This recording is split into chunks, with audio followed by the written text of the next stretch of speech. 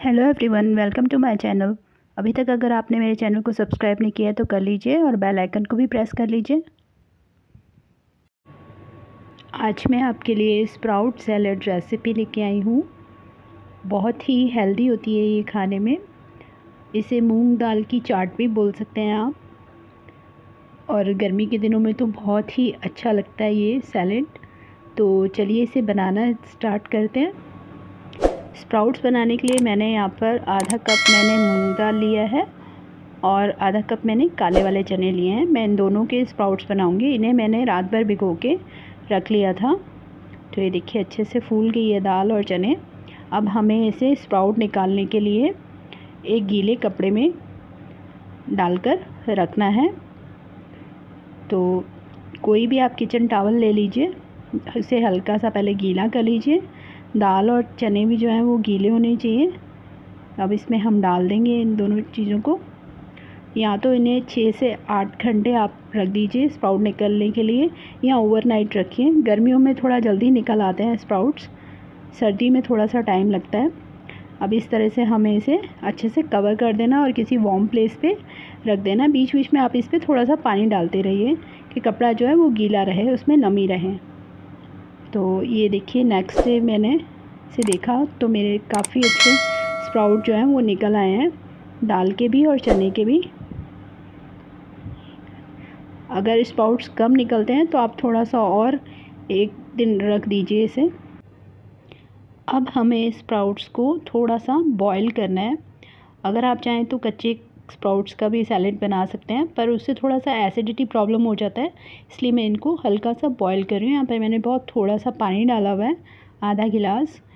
उसमें मैंने स्प्राउट्स डाल दिए हैं। एक सीटी आने के बाद में मैं प्रेशर कुकर बंद कर दूंगी और इनको स्टीम निकलने तक पकने दूंगी।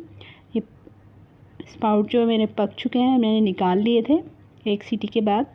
और यहाँ पर मैंने कढ़ाई में 1 चम्मच ऑयल डाला है और उसमें मैं थोड़ा सा जीरा डाल रही हूँ, आधा चम्मच के करीब। हमें इन्हें हल्का सा सॉटे करना है, इनसे इनका टेस्ट जो है वो और बढ़ जाएगा। तो अब हमें कढ़ाई में डाल देने हैं सारे स्प्राउट्स। अगर आपको मेरी बनाई गई हुई रेसिपीज़ अच्छी लगती हैं तो प्लीज़ मेरे वीडियोस को लाइक और शेयर करें और मेरे चैनल को सब्सक्राइब कर लें। अब यहाँ पर हम थोड़ा सा मिक्स कर देंगे स्प्राउट्स को। ज़्यादा नहीं पकाना है हमें इनको, बस 1-2 मिनट के लिए। यहाँ पर मैंने आधा चम्मच नमक डाल दिया इसमें, अच्छे से मिक्स करके बस 1-2 मिनट पकने देना है और फिर गैस ऑफ कर देंगे हम। गैस ऑफ कर दिया है मैंने और अब हमें इसे ठंडा कर लेना है। यहाँ पर देखिए स्प्राउट्स को मैंने दूसरे बाउल में निकाल कर बिल्कुल ठंडा कर लिया है। अब हम इसमें बाकी की चीज़ें मिक्स करेंगे। ये मैंने 2 बॉइल्ड पोटैटो लिए हैं जिन्हें मैंने छोटे छोटे पीसेस में कट कर रखा है, उसको डाल देंगे। और ये एक बड़ा टमाटर ले रखा है जिसको छोटे पीसेस में कट कर दिया है।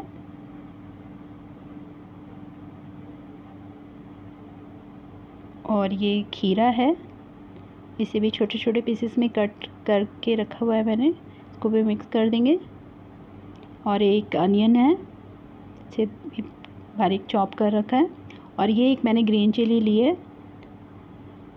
अगर छोटे बच्चे खा रहे हैं तो आप ग्रीन चिली को अवॉइड कर सकते हैं। थोड़ा सा मिक्स कर लेंगे सभी चीज़ों को। आधा नींबू का रस डाल दिया मैंने इसमें। और ये 2 चम्मच मैं इसमें अनारदाना डाल रही हूँ। इससे बहुत ही अच्छा टेस्ट हो जाएगा सैलेड का। आप अपनी पसंद से कोई फ्रूट भी डाल सकते हैं इसमें। थोड़ा हरा धनिया डाल रही हूँ मैं।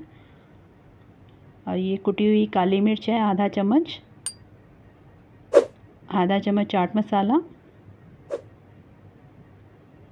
और थोड़ी सी मैंने इसमें कश्मीरी लाल मिर्च डाली है। नमक हम पहले डाल चुके हैं जब हमने दाल और चने को सॉटे किया था जीरे में, तो इसीलिए मैं अभी यहाँ पर नमक नहीं डाल रही हूँ।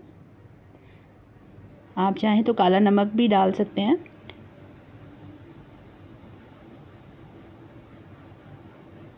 सभी चीज़ें अच्छे से मिक्स हो गई हैं। अब हम इसे सर्व कर देंगे।